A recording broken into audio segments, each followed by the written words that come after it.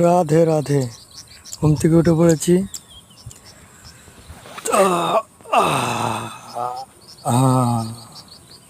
সকালবেলায় গরু ঘরে চলে এসেছিলাম, কটা ঘাস মাছ দিয়ে দিই, বুঝলে, তারপর ঘাসের বস্তাটা নিয়ে যাব ঘাস কাটতে। তো তার আগে ছাগলগুলোকে দিয়ে দিয়েছি। আমাদের ছাগল দেখেছো কটা? একটা, দুটো, তিনটে, চারটে, পাঁচটা, ছটা, সাতটা, আটটা। নিম পাতার ডাল নেবো, বুঝছো, দাঁত মাজতে হবে।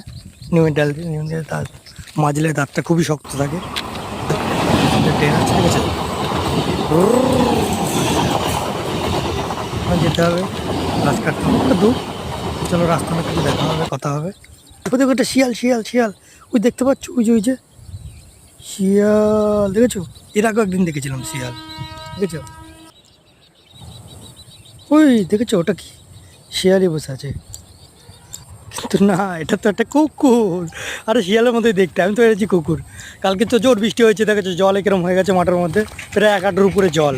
এই জলের মধ্যে নেমে এখন ঘাস আনতে যাবে। এই সকালবেলা ভালো লাগে না, তাও যেতে হবে, কারণ গরু বাছুর থাকলে করতেই হবে, বুঝেছো? কিছু করার নেই, এইসব আমাদের জীবনের এগুলো একটা কিছু করার নেই, করতেই হবে। আর জলের যতক্ষণ জল আছে ততক্ষণ করতে হবে।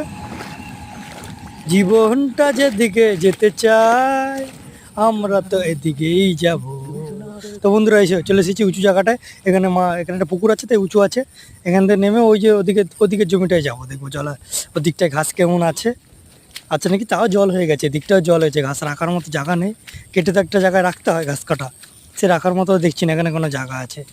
না, অন্য জায়গায় ব্যবস্থা করতে হবে, অন্য জায়গা থেকে একটা জায়গায় ব্যবস্থা করতে হবে। এখানে আর করা যাবে না, ঘাস কাটাও যাবে না।